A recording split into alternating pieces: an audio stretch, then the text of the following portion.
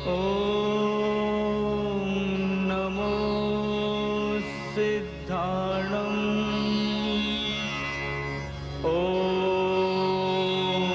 नमो आयर्याणम् ॐ नमो वज्रायाणम् नमो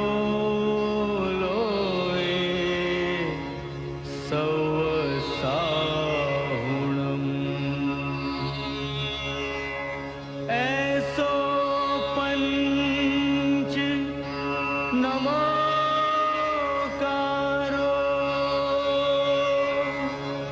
सौपाव पणासणो मंगलाणं च सौवेसिं पढमं हवै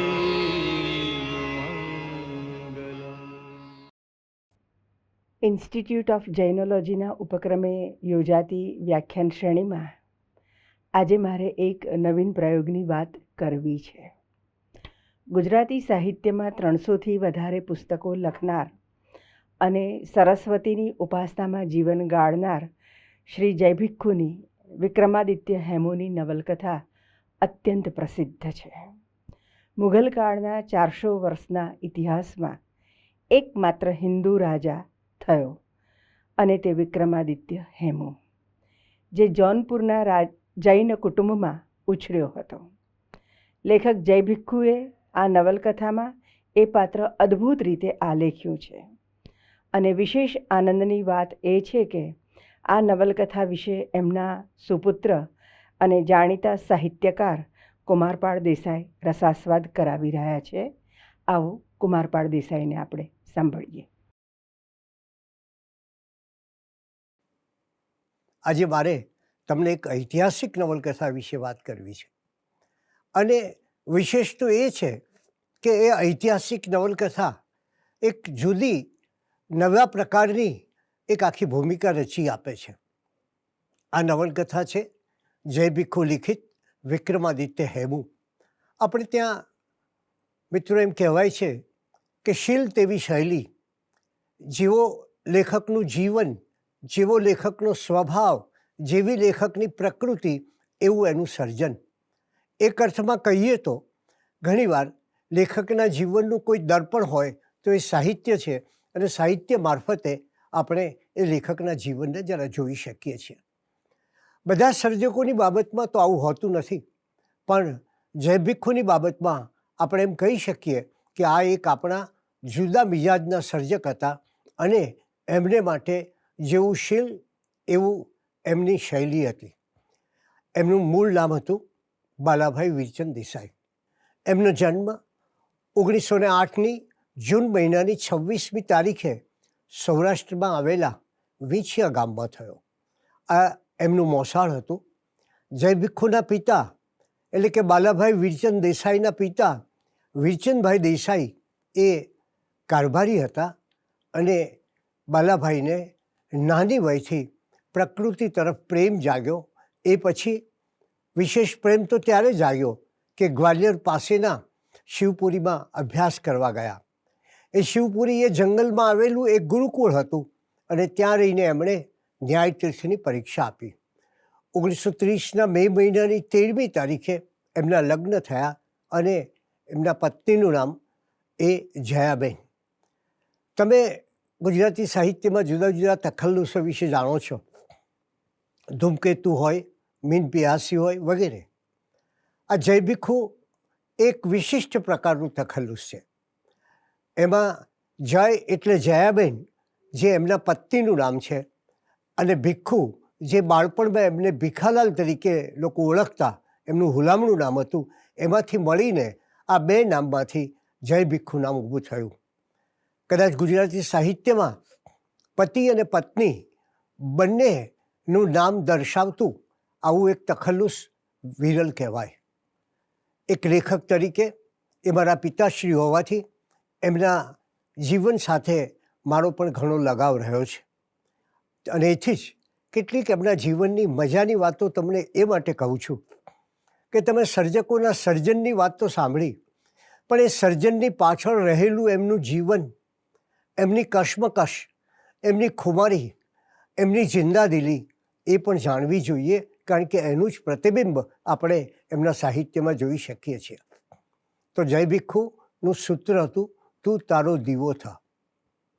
એમણે આમ જનતાના ઉત્થાન માટે ઘણું કામ કર્યું. એ સ્ત્રીઓની પ્રગતિ હોય, શિક્ષણનું તેજ સમાજમાં પ્રસરે એનો પ્રયાસ હોય, રૂઢિચુસ્તતા નાબૂદ થાય એની વાત હોય, પ્રજામાં રાષ્ટ્રપ્રેમ જાગે એની વાત હોય, લોકોમાં જિંદાદિલી આવે એની વાત હોય. અને એટલે જ એક માનવતા અને માનવ મૂલ્યો દર્શાવતા સાહિત્યના સર્જક તરીકે એમણે ગુજરાતી સાહિત્યમાં પોતાનું આગવું સ્થાન ઊભું કર્યું હતું. ઈંટ અને ઇમારત કોલમ એમણે લખી, અને આજે પણ આપ સૌ જાણો છો ગુજરાત સમાચારમાં એ ઈંટ અને ઇમારત કોલમ મારા દ્વારા ચાલી રહી છે. લગભગ 73 વર્ષથી આ કોલમ એક જ અખબારમાં એક જ સ્થાને ચાલે છે. ખેર, જય ભીખુએ 21મા વર્ષે 3 પ્રતિજ્ઞા કરી. અને કેવી પ્રતિજ્ઞા! તમે કલ્પના કરો કે ગ્વાલિયર પાસેના શિવપુરીના જંગલોમાંથી ભણીને આવેલી વ્યક્તિ, જે ધર્મ, દર્શન, તત્વજ્ઞાનને જાણે છે એવી વ્યક્તિ, એણે નક્કી કર્યું કે હવે મારે મારું જીવન કલમના ખોળે જીવવું છે. સરસ્વતી જે કંઈ આપે એના પ્રસાદને માનીને પ્રસન્નતા અનુભવી છે. અને એમણે પોતાના જીવનમાં 21 વર્ષની વયે 3 નિયમો લીધા. કલમને ખોળે જીવવું, પિતાની સંપત્તિ લેવી નહીં, અને પછીના પોતાના વારસોને કદી સંપત્તિ આપવી નહીં. સૌએ પોતાનું જીવન પોતાની તાકાતથી અને શક્તિથી જીવવું. એમણે પોતાની ડાયરી લખી, અને એમાં 1 મહિના પહેલાં એ ડાયરીનું છેલ્લું વાક્ય હતું, એ છેલ્લું વાક્ય હતું, સૌએ અગરબત્તી જેવું જીવન જીવવું. પોતાના અવસાન પૂર્વે બરાબર 1 મહિના પહેલાં લખાયેલી આ ડાયરી છે, અને એમાં એમણે આ વાત લખી છે. તમે સરસ્વતીચંદ્ર નવલકથા વિશે તો સૌ જાણો છો, પણ એ કેવો હતો સરસ્વતીચંદ્ર નવલકથાનો પ્રભાવ! તમને આશ્ચર્ય થશે કે મધ્યપ્રદેશના ગ્વાલિયરના શિવપુરીના ગુરુકુળમાં ભણતા આ વિદ્યાર્થીએ પોતાને સરસ્વતીચંદ્ર વાંચવા મળે એ માટે એક પુસ્તક લખી આપ્યું હતું. અને એ સરસ્વતીચંદ્રની પ્રગાઢ અસર એ જય ભીખુ પર હતી. એમણે એ જે વિસ્તારોમાં હતા, ગ્વાલિયરનો વિસ્તાર, મિત્રો આપ સૌ જાણો છો ઇતિહાસને, કે જ્યાં ઝાંસીની રાણીની વાત હોય, જ્યાં તાત્યા ટોપેની વાત હોય, એવા એક ક્રાંતિકારી ભૂમિની એમને સુગંધ લીધી હતી. એના સ્મારકો જોયા હતા. ઠેર ઠેર ફરીને એમણે એ જગાઓને નિહાળી હતી. અને એ રીતે જોઈએ તો એમણે જે ઐતિહાસિક નવલકથાઓ આપી, સાહિત્યમાં 20 જેટલી નવલકથાઓ એમણે ઇતિહાસ વિષયક નવલકથા આપી છે. ભાગ્ય નિર્માણ, કામ વિજેતા સ્થુલીભદ્ર, ભગવાન ઋષભદેવ, ભરત ચક્રવર્તી, આવી 20 જેટલી નવલકથાઓ એમણે આપી છે. એનું કારણ મેં તમને કહ્યું તેમ કે અભ્યાસકાળ દરમિયાન જ એમને એક ઇતિહાસમાં ભારે રસ હતો. અને એથી જ એ ઇતિહાસનો રસ, એમાં કેવું ઉમેરણ થાય છે જુઓ. મારે તમને એક સર્જકનું ઘડતર કઈ રીતે થાય છે એની વાત કરવી છે. એની કૃતિ તો આપણી પાસે છે, પણ એ કૃતિ પહેલાં એ સર્જક ખુદ કેટલી કસોટીમાંથી પસાર થયો છે એની વાત કરવી છે. તો જય ભીખુની એક વિશેષતા, એમની ભાષામાં, ગુજરાતી તો હતા જ, ગુજરાતી ભાષાનો માટે અખૂટ પ્રેમ, પણ એની સાથોસાથ જે શિવપુરી વિદ્યાલયમાં ભણતા ત્યાં સંસ્કૃત ભાષામાં ભણવામાં આવતું. ન્યાય તીર્થની એમને પદવી લીધી, એટલે કે લોજિકમાં, તર્કશાસ્ત્રમાં એ પોતે આજના સમયમાં કહીએ તો MA થયા અથવા તો શ્રેષ્ઠ ડિગ્રી મેળવી. અને ન્યાયના ગ્રંથો બધા સંસ્કૃતમાં હોય. અને ત્રીજી વાત છે કે એમના લખાણમાં, એમની રજૂઆતમાં એક ઉર્દુની છાંટ પણ મળે છે. આમ એક સાથે 3 જબાન જેને કહીએ, ગુજરાતી, સંસ્કૃત ને ઉર્દુ, એ ત્રણેયનું એક કદાચ એમની શૈલીમાં એવું મધુર મિલન થાય છે કે વાચક આમ ઓળઘોળ થઈ જાય એના તરફ. અને ત્યારે એમણે પોતે આ ઉર્દુ ક્યાંથી શીખ્યા? એક ઘટના જે ઘટનાએ આ સર્જકના જીવનમાં એક નવો આયામ આપ્યો. એ જે ગુરુકુળમાં ભણતા હતા, જંગલની વચ્ચે આવેલું ગુરુકુળ, અને એ ગુરુકુળમાં એક પઠાણ, એનું નામ હતું શાહ ઝરીન. એ ખાન શાહ ઝરીન એ ગુરુકુળનો ચોકીદાર હતો. એકલો માણસ પણ હિંમતબાજ. અને એની સાથે આ જય ભિક્ષુને એટલે કે વિદ્યાર્થી બાલાભાઈને દોસ્તી થઈ. અને એ ગુરુકુળમાં રાત્રે જ્યારે જંગલમાં આ ચોકીદાર આંટો લગાવતા ખાન શાહ ઝરીન, ત્યારે જય ભિક્ષુ એની સાથે જ હતા. આ ખાન શાહ ઝરીનની એક ઘટના યાદ આવે છે, જે ઘટનાએ જય ભિક્ષુના ચિત્ત પર ઘણી મોટી અસર કરી હતી. આ ખાન શાહ ઝરીન પવિત્ર મુસલમાન હતો, પણ એક દિવસ પોતાના આ દોસ્તથી, આ બાલાભાઈથી રીસાઈ ગયો. બોલે નહીં, ચાલે નહીં, શાંત થઈ ગયો. અને એમને આશ્ચર્ય થયું કે મારો આવો જીગરી દોસ્ત શા માટે મારાથી મોં ફેરવી ગયો છે. બાલાભાઈ એટલે કે જય ભિક્ષુએ પૂછ્યું કે કેમ આજે આટલો ઉદાસ છે, ન બોલે છે, ન આટલો બધો શાંત પડી ગયો છે, ચહેરા ઉપર આવી ગમગીની છે, શું કારણ છે? ખાન શાહ ઝરીને કહ્યું, મારે ઘેરથી એક ખત આવ્યો છે, અને એ ખતમાં એટલે કે કાગળમાં લખ્યું છે કે મારો દીકરો ગુજરી ગયો છે. જય ભિક્ષુ એ આ સાંભળીને આઘાત થયો. એમણે કહ્યું, ઓહ, તારો પુત્ર ગુજરી ગયો છે. ખાન સાહેબે કહ્યું કે અમારે ત્યાં આંખમાંથી આંસુ પડે એ વ્યક્તિ ખુદાનો ગુનેગાર ગણાય, માટે મારી આંખમાં આંસુ નથી, પણ મારા દિલમાં ભારોભાર વેદના છે. અને વેદના કઈ છે? વેદના એ છે કે મારો દીકરો જે ગુજરી ગયો એનું મૃત્યુ મારા શાળાએ છોડેલી બંદૂકની ગોળીથી થયું છે. થયું હતું એવું કે ખાન શાહ ઝરીનની પત્ની એના પિયર ગઈ હશે, અને પછી ભાઈ અને એમની પત્ની વચ્ચે કોઈક વિવાદ જાગ્યો હશે. એવી વખતે ખાન શાહ ઝરીનની પત્ની પોતે પોતાના ભાઈને શાંત પાડવા ગઈ. બાળક તેડેલું હતું, અને પેલા ભાઈએ ગુસ્સામાં એ સમયે પેલી બંદૂક ઉઠાવી અને ગોળી મારી પોતાની પત્નીને પણ વાગી, બહેનના દીકરાને, અને દીકરો ગુજરી ગયો. હવે શું કરીશ તું? જય ભિક્ષુએ સવાલ કર્યો પોતાના મિત્રને, જીગરી દોસ્તને. કે હવે મારે ત્યાં તો નિયમ છે કે ખૂનનો બદલો ખૂન, એટલે એને ખૂન કર્યું, મારે ખૂન કરવું જ પડે એનું. અને માટે જ હવે હું મારે ગામ જઈશ, આ બંદૂક છે મારી, એ આ સાયકલ વેચી દઈશ, બંદૂક લઈ મારે ગામ જઈ અને ખૂનનો બદલો ખૂન, એ અમારો નસ્બુલ ઐમ, નસ્બુલ ઐમ શબ્દનો અર્થ છે જીવનનો મંત્ર છે. નહીં તો અમે એમ કે અમારી જાતિમાં અમારું મોં બતાવી શકીએ નહીં. અને જુઓ, જય ભિક્ષુએ સવાલ કર્યો પોતાના જીગરી દોસ્તને. દીકરાના મોતનું વેર કંઈ શાળાના મોતથી લેવાય? શાળાને મારીને આપણા દીકરાના મોતનું વેર ન લઈ શકે. શાહ ઝરીન તો ગુસ્સામાં હતો, નક્કી કર્યું, સાયકલ વેચી દીધી, નીકળવાની તૈયારી કરી, અને રહેતો હતો ક્યાં? અફઘાનિસ્તાનની સરહદની 5 કિલોમીટર દૂર આવેલા એક નાનકડા ગામમાં. આપણે જાણીએ છીએ ઇતિહાસની દૃષ્ટિએ ખૈબર ઘાટના નજીકમાં. અને જતો હતો બસ કે હવે જઈ અને મારા શાળાનું ખૂન કરું અને ખૂનનો બદલો ખૂન લઉં, જેથી મારો જે જીવન મંત્ર છે, મારી કોમનો જે મંત્ર છે, એને હું સાકાર કરું. જતી વખતે જય ભિક્ષુ રોકે છે અને કહે છે કે દોસ્ત, હું જાણું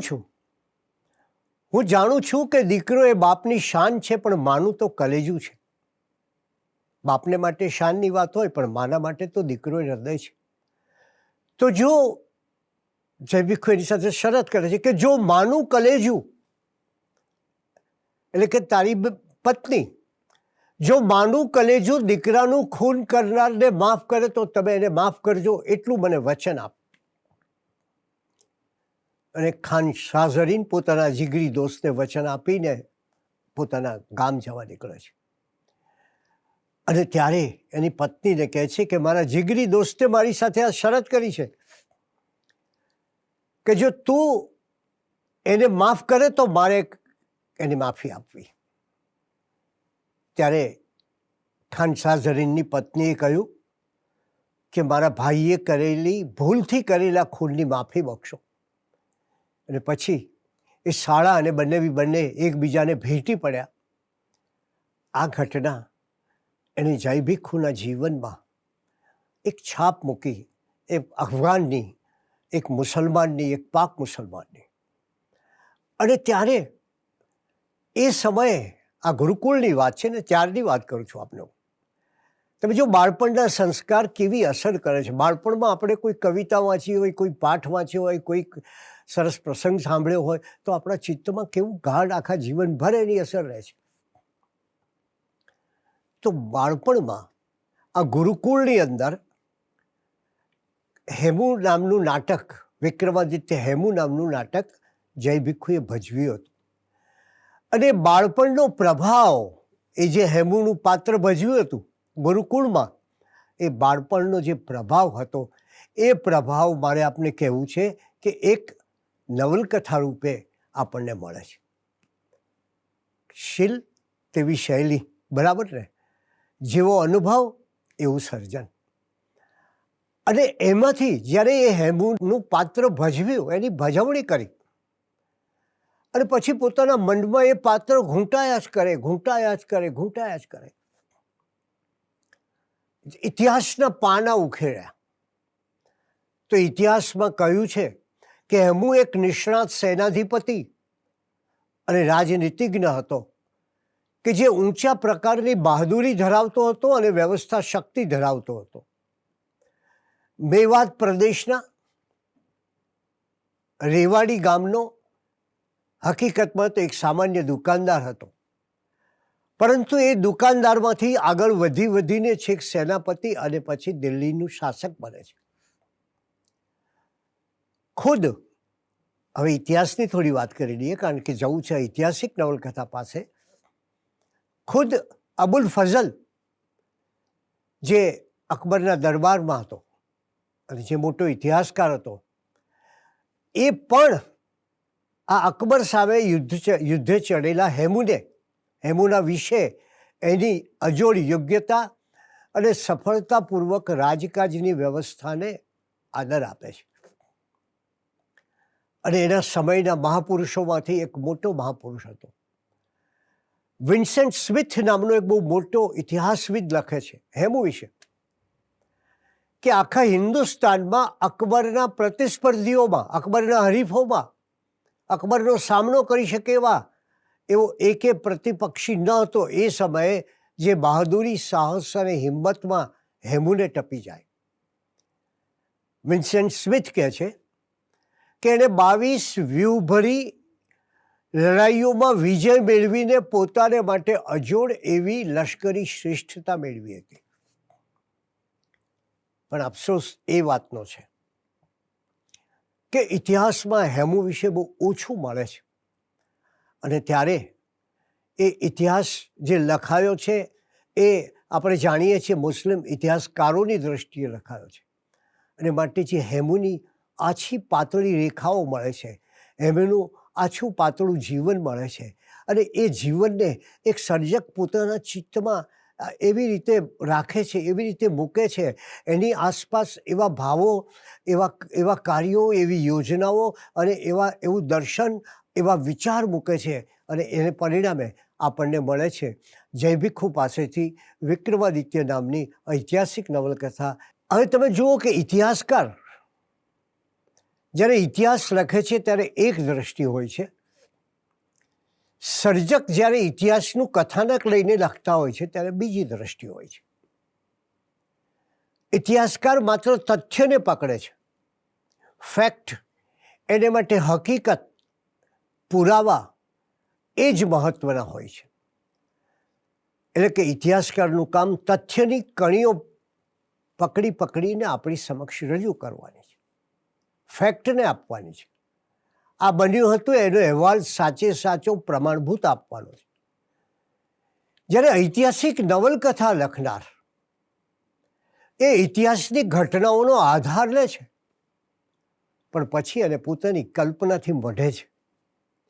એ પાત્રોમાં રંગ પૂરે છે, એ કોઈ નવા પાત્રોનું સર્જન કરે છે, કોઈ એમાં નવા નવા ભાવો આપે છે. વાતાવરણ એ સમયનું હોય, પરિસ્થિતિ એ સમયની હોય, રિવાજો એ સમયના હોય, અને છતાં તમે જુઓ તો એક કલ્પનાના રંગે એ ઇતિહાસને રસીને આપે છે. જય ભીખુની વિક્રમાદિત્ય હેમુ નવલકથા એ ઐતિહાસિક લેખનની કલાના સત્યના નમૂનારૂપ નવલકથા છે. એમાં સર્જકનું ચિત્ત જે રીતે ભાવો અનુભવે છે અને સર્જન થતા રહે છે. કેટલીક બાળપણની ઘટનાઓનું ક્યાંક રિફ્લેક્શન, ક્યાંક રૂપાંતર, ક્યાંક એની છાયા અહીંયા પણ જોઈ શકાય છે. અને એ સમયથી લેખકને જે બાળપણથી જિજ્ઞાસા હતી હેમુ વિશેની, એ લેખક થયા પછી એમણે એ હેમુ વિશેની શોધ આરંભી. સર્જક જ્યારે ઇતિહાસના કાળખંડમાં જતો હોય છે ત્યારે એ કાળખંડની વિગતો મેળવતો હોય છે, એની માહિતી મેળવતો હોય છે, અને એ માહિતી મેળવે છે પછી એના ઉપર પોતાની કલ્પનાથી એક સરસ મજાનું ઇતિહાસનું એક જુદા પ્રકારનું કલ્પનારંગી દર્શન આપણને આપે છે. આથી જય ભીખુએ જુદા જુદા ગ્રંથોમાં જોયું, એ વિન્સેન્ટ સ્મિથ હોય અથવા તો 22 જંગના વિજેતા મહારાજા ધીરાજ વિક્રમાદિત્ય એવું લખનાર કવિ મહાકવિ નાનાલાલ હોય, આ બધા પાસેથી જ્યાંથી માહિતી મળી એ સગળી એકઠી કરી.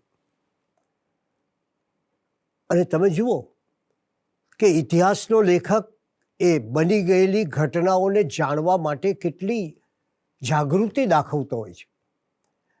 કોઈ ગ્રંથમાં એકાદ પંક્તિ મળે, કોઈ ગ્રંથમાં 4 પંક્તિ મળે, કોઈ ગ્રંથમાં માત્ર થોડો રેફરન્સ મળે, અને એક નોંધ મળી કે અફઘાન શેરશાહ, જેને ભારત પર રાજ્ય કર્યું હતું, એ અફઘાન શેરશાહનો એ સાથી હતો. આપણે ત્યાં ઇતિહાસને ખૂબ અયોગ્ય દ્રષ્ટિએ વિચારવામાં આવ્યો છે. એનું એક કારણ એ છે કે આપણો ઇતિહાસ બીજાઓએ લખ્યો છે. એનું બીજું કારણ એ છે કે એ ઇતિહાસ માત્ર બાદશાહોનો ઇતિહાસ બનીને અટકી ગયો છે, પ્રજા જીવન સાથે કોઈ સંબંધ નથી. વિક્રમાદિત્ય હેમુ અને શેરશાહ બંને પરમ મિત્રો હતા, અને એટલે જ કદાચ કોઈકે એને યવન મિત્ર એટલે કે યવનોનો મિત્ર એમ કહીને વગોવે પણ છે. પણ ઇતિહાસમાં આવી વગોવણી ઘણી વાર થતી હોય છે, અને એની પાછળના કેટલાક જુદા હેતુઓ પણ હોય છે. આપણે જસમા ઓડણ અને સિદ્ધરાજ જયસિંહની કથા જાણીએ છીએ. હકીકતમાં એને કશો આધાર નથી કે આ ઘટના જ આખી સાવ કાલ્પનિક છે. એક આજના સમયનો એક દાખલો જોઈએ તો ડાર્વિન, ચાર્લ્સ ડાર્વિન, જેને ઉત્ક્રાંતિવાદની વાત કરી, થિયરી ઓફ રિલેટિવિટીની વાત કરી, અને 20 વર્ષ સુધી એમ કહેવામાં આવે છે કે ચાર્લ્સ ડાર્વિને લોકો એનો વિરોધ કરશે, કારણ કે માણસ જાત પ્રાણીમાંથી આવેલી છે એમ સિદ્ધ થતું હતું. લોકો એમ માનતા હતા કે માણસને ઈશ્વરે બનાવ્યો છે, એટલે એણે 20 વર્ષ સુધી પોતાનો આ સિદ્ધાંત છુપાવી રાખ્યો હતો એમ હમણાં સુધી માનવામાં આવતું. તાજેતરમાં એ સાબિત થયું કે જેવી એને આ થિયરી શોધી એવી તત્કાળ એ પ્રકાશિત થઈ. ક્યાંક કોઈક રાણા પ્રતાપની કથા આપણને એ માટે મળે છે કે એને ચંદ બારોટ નામનો એક મોટો બારોટ મળ્યો કે જેણે એની વીર ગાથાને શબ્દબદ્ધ કરી. પણ હેમુને આવો કોઈ વ્યક્તિ મળ્યો નહોતો કે જે એના જીવનને, એના જીવન ચરિત્રને પ્રગટ કરે. ત્યારે આપણે એમ કહી શકીએ કે વર્ષો પછી એ કામ જય ભીખુ દ્વારા થયું, અને એ અર્થમાં વિક્રમાદિત્ય હેમુ અને એની અનુસંધાનમાં એક બીજી નવલકથા લખાઈ, એ પણ ભાગ્ય નિર્માણ. આ ગ્રંથની રચનામાં એક ઇતિહાસનો કેટલો આધાર લીધો છે. તો લેખકે, તમે પણ મિત્રો કોઈ ઐતિહાસિક ઘટના ઉપર લખો ત્યારે ઇતિહાસને પૂરા ખાખા ખોળા કરવા પડે ને. અને ત્યારે આ ગ્રંથની જય ભીખુએ રચના કરી ત્યારે એમણે અનેક હિન્દુ ગ્રંથો, જૈન ગ્રંથો અને મુસ્લિમ ગ્રંથોનો ઉપયોગ કર્યો અને એની વાત એમણે પોતાની આ નવલકથાની પ્રસ્તાવનામાં કરી છે. આ નવલકથાનો આરંભ કઈ રીતે થાય છે? નામ છે વિક્રમાદિત્ય હેમુ, પણ વાત છે દોસ્તીની. અને દોસ્તીની વાત હોય ત્યારે તમે સૌ જાણો છો, બે તો વ્યક્તિ હોય જ, બે મિત્રો, એક અફઘાન શેરશાહ અને બીજો વિક્રમાદિત્ય હેમુ. આ બંને પરમ મિત્રો. આ નવલકથાનો આરંભ થાય છે અફઘાન બાદશાહ શેરશાહની દિલ્હીપતિ બનવાની મહત્વાકાંક્ષાના આલેખનથી, અને એનો અંત આવે છે હેમુ દિલ્હીના રાજસિંહાસન પર બેસે છે ત્યાં. વિચાર કરો કે આ બે જીવન છે આ નવલકથામાં. એક છે શેરશાહનું અને બીજું છે હેમુનું. શેરશાહ, એને મહત્વાકાંક્ષા છે દિલ્હીપતિ થવાની, અને હેમુ, એને ઈચ્છા છે પોતાના દોસ્તને સદાય મદદ કરવાની.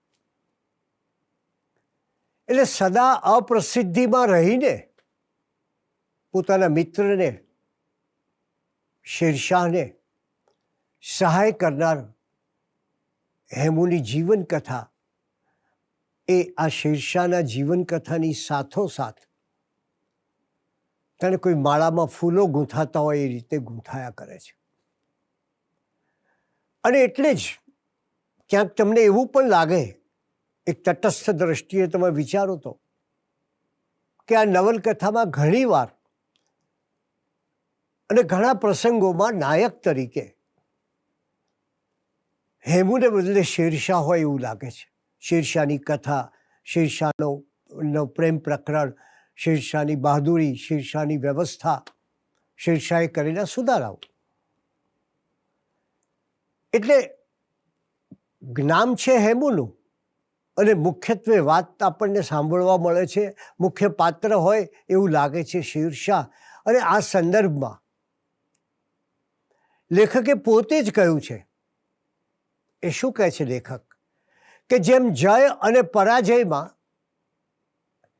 એ બે મિત્રોએ કદી ભેદ જોયો નહોતો, એમ જે કાળે જે નાયક બને તેમાં આપણે ભેદ ન પાડીએ. દરેક કાળનો પોતાનો એક નાયક હોય છે. અને માટે આ ઐતિહાસિક નવલકથાનો આરંભ થાય છે. દિલ્હીની સલ્તનત અફઘાનોના કબજા હેઠળ હતી, પરંતુ એ અફઘાનોએ ક્લેશ અને કુસંપને કારણે મોગલોને આમ નિમંત્રણ આપ્યું. આ દેશમાં આપણે જાણીએ છીએ કે બંને વચ્ચે પાણીપતના મેદાનમાં ભયંકર યુદ્ધ થયું, અને આંતરક્લેશને કારણે, કદાચ આપણા ઇતિહાસને જોશો તો ખ્યાલ આવશે કે કેટલા આંતરક્લેશો આપણે છે. એ આંતરક્લેશને કારણે અફઘાનો હાર્યા અને બાબર દિલ્હીનો બાદશાહ બન્યો. દિલ્હીના તખ્ત પર આખો પલટો આવ્યો અને દેશનું શાસન બદલાયું. આવે સમયે આ નવલકથામાં એક જતીનું પાત્ર આવે છે. સર્જક પાસે એક સ્વતંત્રતા છે, તમે સૌ જાણો છો, પાત્ર સર્જનની. એ ઐતિહાસિક પરિવેશને લક્ષ્યમાં રાખીને પોતાની કલ્પનાથી કેટલાક સરસ મજાના પાત્રો સર્જતા હોય છે. તમને કનૈયાલાલ મુનશીએ પાટણની પ્રભુતા અને ગુજરાતનો નાથમાં સર્જેલું પેલું મંજરીનું પાત્ર યાદ આવતું હશે. તો અહીં લેખક એક જતીનું પાત્ર આપે છે અને એ જતી આવીને હેમુને, આ જોનપુરના એક શ્રાવકને, એક વેપારીને તૈયાર કરે છે અને એ કહે છે કે તારામાં પ્રચંડ શક્તિ રહેલી છે, હું જોઈ શકું છું. હવે તારી શક્તિનો એ ઉપયોગ ધર્મ પર આવેલી ભયંકર આફત સામે કર. અને એ રીતે ધર્મ પર આવેલી આફત સામે કર. અને કહે છે પછી જો તમે એક પોતાની યથી કલ્પના આપે છે કે હું દિલ્હીના બજારોમાં એક વિક્રમાદિત્યને ફરતો નિહાળી રહ્યો છું. ત્યારે હેમુ કહે છે, યતિરાજ, આપ તો કવિ છો અને કવિને કલ્પના ચક્ષુ હોય. કવિ કલ્પનાની આંખે જોતો હોય છે, કલ્પના ચક્ષુ હોય. એ તો મૃગજળમાં પણ મહાસાગર જોઈ શકે અને ચંદ્રમાં પણ કોઈ ચારુ વદના વિલોકે, સુંદર સ્ત્રી જોઈ શકે, ચારુ વદના. આકાશમાં આકાશગંગા આલેખીને અપ્સરાઓ પાસે ક્રીડા કરતી કલ્પે. જ્યાં ન પહોંચે રવિ ત્યાં પહોંચે કવિ. એમ કહીને જતીને કહે છે કે તમારી આ વાત એ માત્ર કાલ્પનિક છે, એ શક્ય નથી. ત્યારે જતી કહે છે, હેમરાજજી, હું સામર્થ્ય વિના, સામી વ્યક્તિનું સામર્થ્ય ન હોય તો હું શબ્દ ઉચ્ચારતો નથી. મારી આશાની ઇમારતને તું જમીનદોસ્ત ન કર. હેમુ, તમે ઝવેરી છો, પણ ઝવેરાતની પરીક્ષા કરતા શીખો. શા માટે તમે રાજકાજમાં ભાગ ન લઈ શકો? હું કવિ નથી, કવિ હોત તો ક્યારનો જુદી વાત છે, પરંતુ હું, યતિ કહે છે કે હું તો પરિસ્થિતિની પારાશીશીને પેખનાર છું. અને તમે શા માટે વિક્રમાદિત્ય ન બની શકો? ભારતના સિંહાસન પર, દિલ્હીની રાજગાદી પર શા માટે તમે વિક્રમાદિત્ય તરીકે આ તમારું આસન ન હોય? એ શક્ય નથી. તમે જરૂર બની શકો. એને પ્રેરણા આપે છે. અને આશ્ચર્ય થાય છે, હું એક વેપારી અને હું દિલ્હીની સલ્તનતનો બાદશાહ, ક્યાંથી શક્ય બને? એણે કહ્યું, હું વિક્રમાદિત્ય બની શકું? અને ત્યારે એ જતી કહે છે કે તમે તો રાજા નાનુ દેવજીના વંશજ છો અને સિંહના બચ્ચાને શું સિંહ બનાવવા પડશે? તમે જે જાતિના છો, પડિહાર, એ પડિહાર જાતિના પરાક્રમી રક્તને તમે કેમ ભૂલી જાઓ છો? જૈન છો, અહિંસક છો, પણ સાથે વીર પણ છો. અને માટે પુરુષાર્થના પરમ આદેશને વિસરી કેમ જાઓ છો? આગળ વધો, ચાલો આગળ વધો. અને બીજી બાજુ કઈ પરિસ્થિતિ છે એ સમયની, કેવી અંધાધૂંધી હતી એ સમયે. અને એની વાત કરતા કહે છે કે આકાશ સંતપ્ત બન્યું છે. કવિનો હૃદય તો ખરું જ. એટલે જતી કહે છે પ્રેરણા આપતી વખતે કે આકાશ સંતપ્ત બન્યું છે, મેઘ બનીને વરસી પડો, સૌ કોઈ સ્વાગત કરશે. શા માટે? રૈયત જુલમથી ત્રાસી છે. પ્રજા રોજે રોજના નવા નવા તોફાનોથી કંટાળી છે. જમીનના રસકસ હણાતા ચાલ્યા છે. જમીનદારો ભૂખ્યા ડાંસની જેમ ખેડૂતોને ચૂસી રહ્યા છે. રાજાઓ સ્વાર્થી અને પ્રમાદી બન્યા છે. મુસલમાનોમાં પરસ્પર ભેદભાવ થયો છે. આજે કોઈ કોઈનું રહ્યું નથી. સમરાંગણમાં શૂરો પણ સામ્રાજ્યની રચનામાં પારકાને આધીન રહેનાર એવા બની ગયા છે.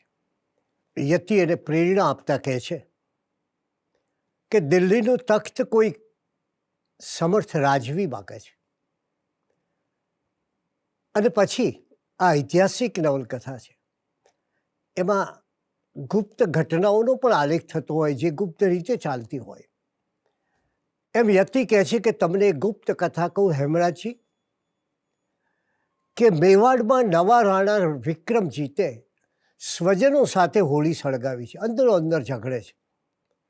આપણા ઇતિહાસની કરુણા છે, અંદરો અંદરનો કુસંપ. શુરા બેવાડીઓએ સુલતાન બહાદુર શાહને ગુજરાતથી ખાસ બોલાવ્યો છે, અને ત્યારે એ યતિ હેમરાજને પ્રેરણા આપે છે, કહે છે કે તું જાગ, તારા ભીતરમાં પડેલી વીરતાને અંકુરિત કર. એ કહે છે કે તને પટ્ટાબાજીમાં પછાડી શકે એવો કોઈ વ્યક્તિ નથી, અને તારી બંદૂકની નેમ એવી છે કે પંખી પોતાનો માળો ચૂકે પણ તારી બંદૂકની ગોળી નેમ ન ચૂકે. અને એક નવી ઘટના અહીં જોવા મળે છે, એક નવો ઇતિહાસ. જેમ રાણા પ્રતાપના ચેતકની વાત છે, અશ્વની વાત છે, ચેતક અશ્વ, કે એમ લાગે કે રાણા પ્રતાપના વ્યક્તિત્વની ને વીરતાની સાથે કેવું સરસ મજાનું એક પ્રાણી જોડાઈ ગયેલું, અને એ પ્રાણીની વફાદારી સતત જોવા મળતી. તો હેમુ, એમાં એનો સાથી છે હવા નામનો હાથી, અને હાથી એ હેમુની તાકાતનું એક મોટું અંગ હતો. અને પોતાના હાથીના શોખ વિશે સ્વયં હેમુ કહે છે કે ગજ સેનાનો તો મને બાળપણથી જ શોખ, અને એનો કોઈ નમૂનો હોય મોટામાં મોટો તો એ છે હવા. એ કેવો છે હવા નામનો હાથી, હાથીનું નામ હવા હતું.